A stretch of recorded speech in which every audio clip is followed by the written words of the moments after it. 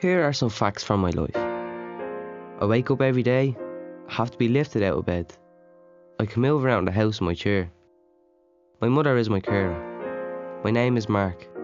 I'm 13. I have a progressive disabling disease. It will get worse. Some people don't know how to communicate with me. Others are nervous even to try. It's no one's fault. But I don't recognise this description of myself. These facts, they're all true, but don't come close to the truth. There is another description of me I am more comfortable with. It would take ages to describe that piece of work. The real me, the real Mark.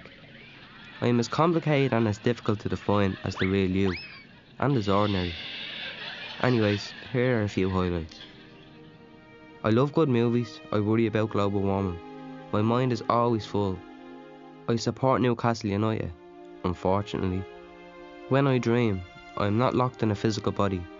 I have a few great friends. I am an exceptional judge of good bands. Don't mind what me mate Hendo says. Chocolate eclairs? Heaven. My hormones are all over the shop.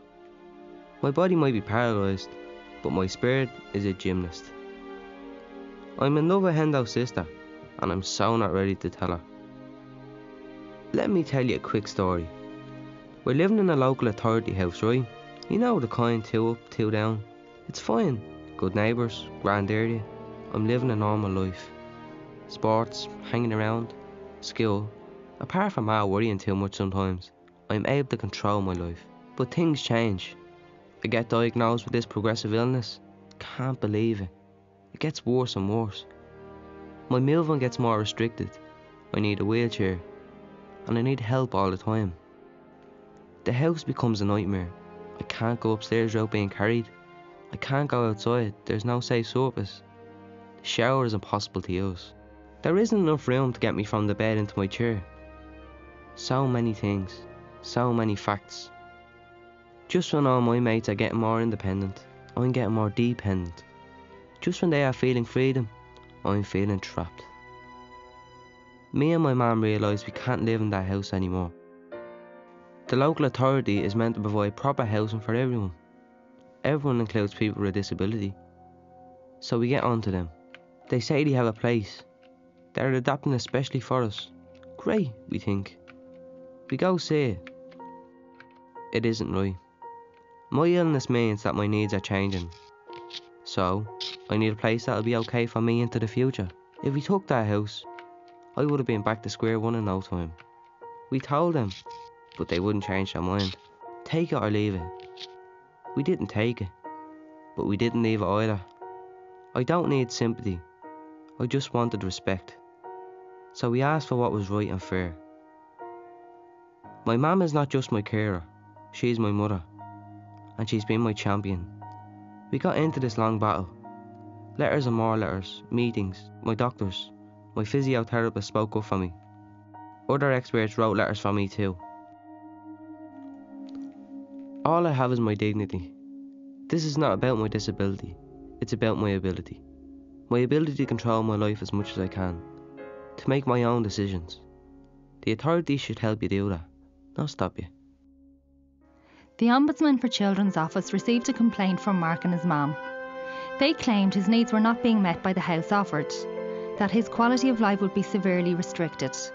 They also felt that their case was not being reviewed or treated fairly. Following an investigation, the OCO found that there was no evidence that the house had been adapted for Mark's specific needs and that their case wasn't dealt with fairly. The OCO made a number of recommendations, including that Mark's case be reviewed to find a suitable housing solution, that the local authority's way of dealing with cases like this be reviewed and improved. The local authority accepted the findings and recommendations were fair and accurate and set to work to make things better. The OCO made a big difference to my life. I'm 16 now. We have a new place. It's just what I need. I have as much of my independence back as I can hope for. My life is now. I can't rewind it, and I can't get back the time we spent fighting for fairness. Time is precious, especially when you've got an illness that is getting worse. The thing is, there are plenty of other children and young adults like me. That's why I think it's so important that problems like this don't happen, and if they do, they get solved quickly and efficiently. That days of being able to live as full a life as possible aren't stolen from you, and that people are treated with respect. These were some facts from my life, and here's another one, an important one. I eventually got the courage to tell Hendo's sister I was in love with her. What a mistake. The lads are not happy.